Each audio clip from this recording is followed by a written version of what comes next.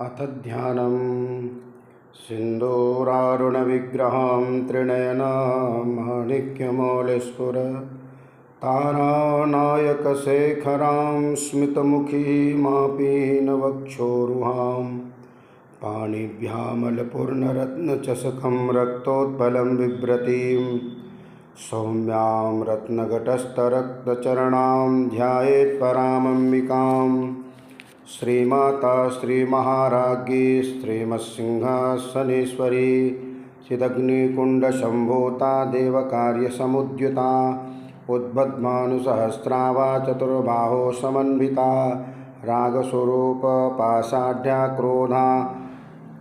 कारकुशोज्ज्वला